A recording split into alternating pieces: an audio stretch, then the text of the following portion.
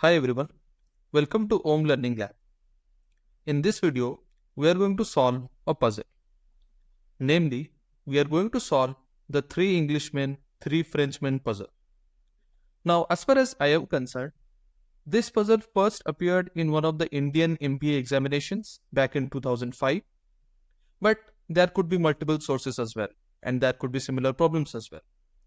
Now, personally, I was asked this puzzle in one of my technical coding interview rounds, and I know it for a fact that similar problems have been asked to some of my juniors as well.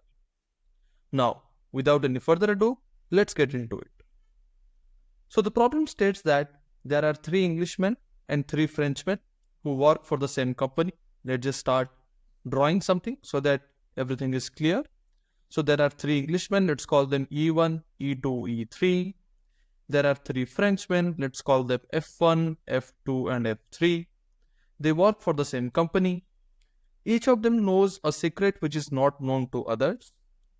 They need to exchange the secrets over person-to-person phone calls so that eventually each person knows all 6 secrets.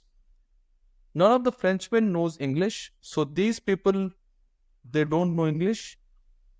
Okay. And only one Englishman knows French. So without the loss of generality, let's just assume that E3 knows French.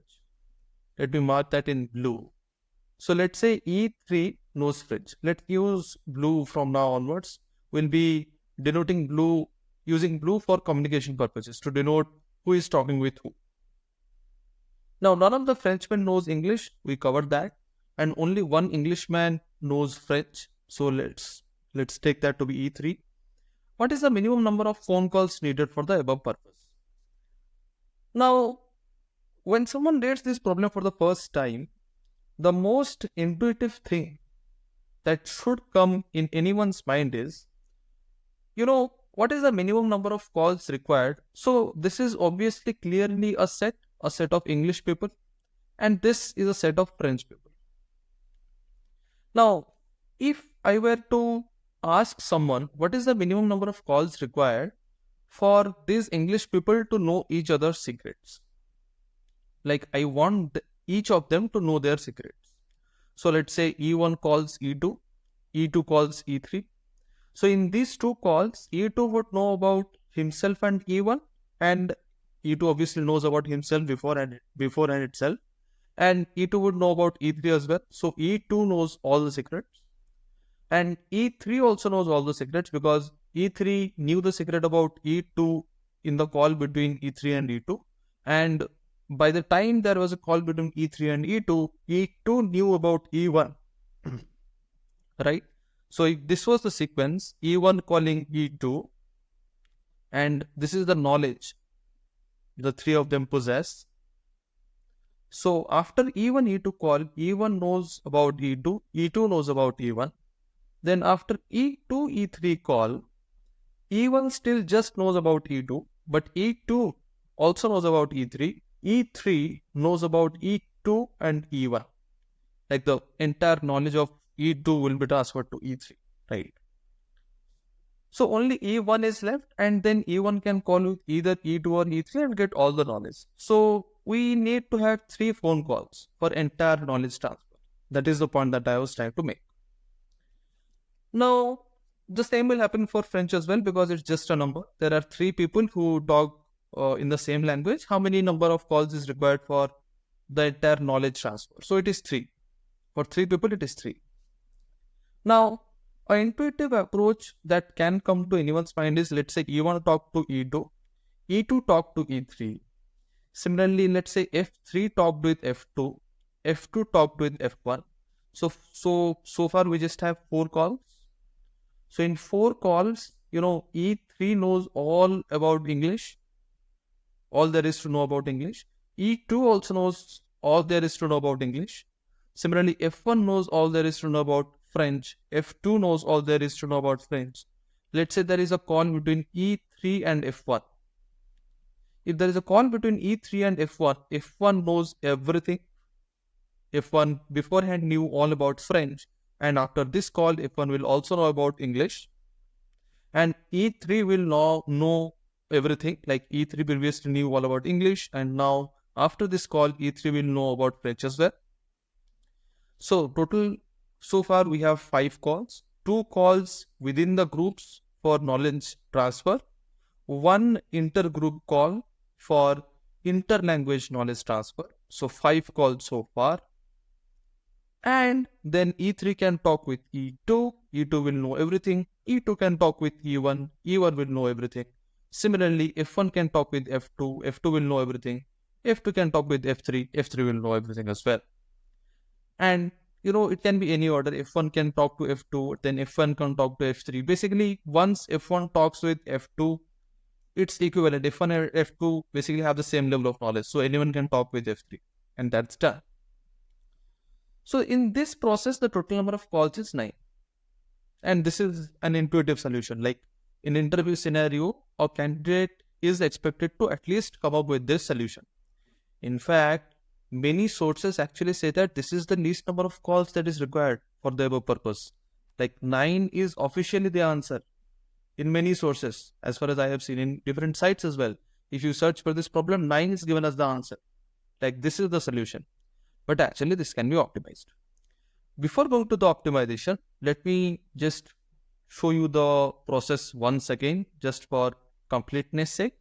So I am saying that since we have an English set and we have a French set, in English set, we can have E1 to E2 communication and E2 to E3 communication.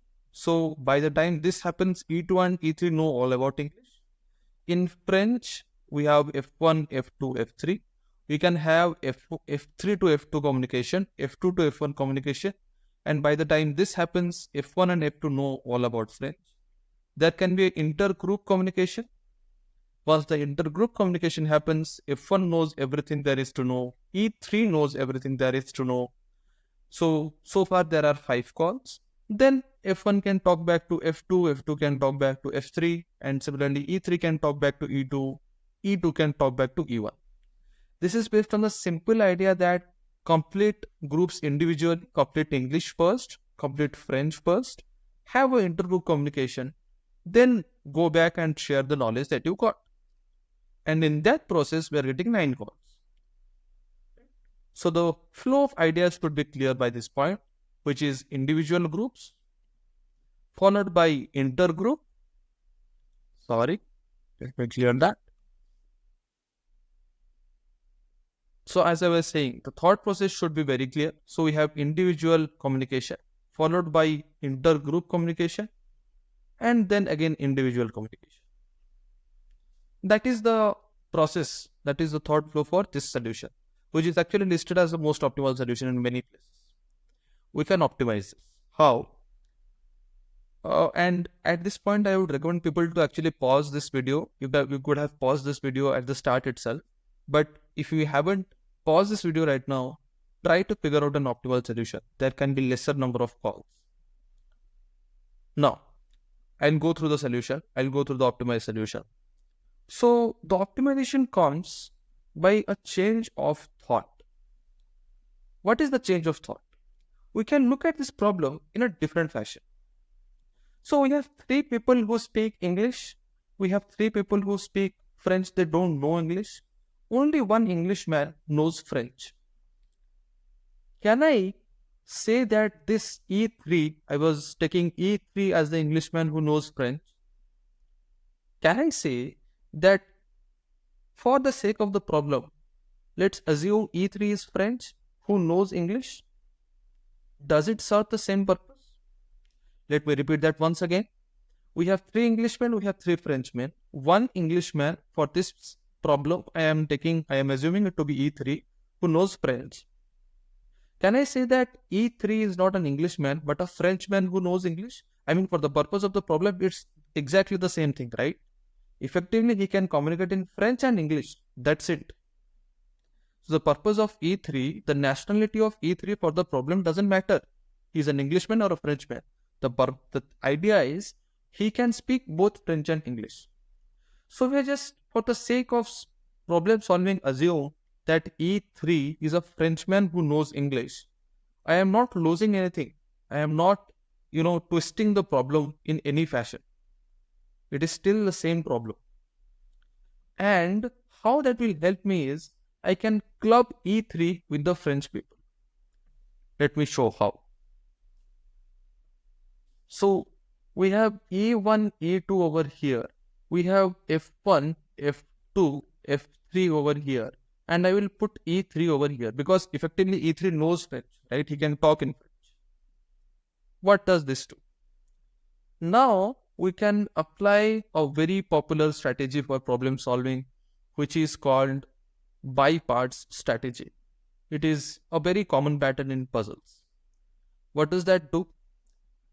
Now, I'll go back to the same problem. Original problem that I discussed was, if there are 3 people and we want knowledge transfer between all of them, what is the minimum number of calls required? The answer is 3, right? So you can have 2 calls here and 1 call of E1 with anyone among E2 and E3 and we are done. What is the case for 4 people? For 2 people, it is a single call. E1 and E2 can just have 1 call between them and they are done. They know about the other person. That's it. It's very simple. Just 1 call. How about 4 people? Now, definitely we can't do it in 3 calls. Because for 3 people, we need minimum 3 calls. For 4 people, in 3 calls, it's just impossible, right? So let's say there was a call between F1 and F2. If F1 needs to know about F3, there must be a call between F1 and F3. If F1 needs to know about E3 right now, there must be another call, and still there is a lot to cover. So 3 is not a possibility. Is 4 a possibility? Actually, it turns out 4 is a possibility, and here is how. We can break them into groups. We can have a call between F1 and F2. We can have a call between F3 and E3. 2 calls so far. Now comes the fun part. If I have a call between, so after the call between F1 and F2, these people know these many secrets, F1, F2, and these people know these many secrets, F3, E3. If let's say I make call between F2 and F3, if I have a call between F2 and F3, F2 will also know about F3 and E3. He already knew about F1, so F2 knows everything. Similarly, this F3 previously knew about F3 and E3. And now he will know about F2 and F1 also. So F3 also knows everything. And similarly, I will have a call between E3 and F1. If I have a call between E3 and F1, F1 knew about F1, F2, and now he will know about F3 and E3. Similarly, E3 knew about F3, E3, and now he will know about F2 and F1. So in total, in 4 calls, these people know each other's secrets. I will go through it once again. What I am saying is, you club F1 and F2. I will use another color, let's say white. You club F1 and F2 as a group. You club F3 and E3 as a group and have 2 calls between them. Then you have a call between one person from group A and another person in group B. What that does is, those 2 people will know everything, right? So for example, if F2 and F3 communicate, F2 will know everything because F3 already knows everything about his group. F2 already knew about F1. And so this call will facilitate knowledge transfer, complete knowledge transfer between F2 and F3. They know everything there is to know. And similarly, a knowledge transfer between E3 and F1 will ensure that they also know everything there is to know inside the group. So in 4 calls, listing out the calls, let's say there is a call between F1, F2, there is a call between F3, E3. These are the individual calls. Same idea, individual calls. Then there will be group calls, F2 and F3, and F1 and E3. If you just use pen and paper and think about it a little, you will realize that these are the intergroup calls. These were the individual calls. This is sufficient for entire knowledge transfer. Now, how can we use this? Imagine that before this process happened, there was a call between E1 and E2, and there was a call between E2 and E3, or E1 and E3. Anything works. If that had happened, E3 effectively had entire English knowledge. Let me go through it once again. Let's assume before this entire process happened, that is the French knowledge transfer process, what had happened was E1 and E2 had a call, and anyone among E1 and E2 had a call with E3. So E3 effectively had entire English knowledge. So there were two calls before this, and E3 knew everything. Then once this process happened, this process I just described a couple of minutes back, all the French people also have entire knowledge. So two calls plus four more calls, and the French people also know everything. So E3 knows everything, and the French people know everything after 6 calls. Then it's very simple to see what we do next. E3 calls E2, and then E2 knows everything. So either E3 or E2 makes a call to E1, and E1 also knows everything. 2 more additional calls. 8 calls is the most optimal answer for this problem. Not 9. 8 is the minimum number of calls which is needed for the above purpose, for all the secrets to be shared. I'll go through the logic once again. I started off by thinking about the problem a little differently, that if E3 is an Englishman who knows French, I can also say that E3 is a Frenchman who knows English. I mean, nationality doesn't really matter. All that matters is E3 can speak both English and French. And then I can club E3 with the French people, and we can see that we need at least 4 calls to make sure that these 4 people have the entire knowledge transfer in French. And this is how we can do it. This is just an example.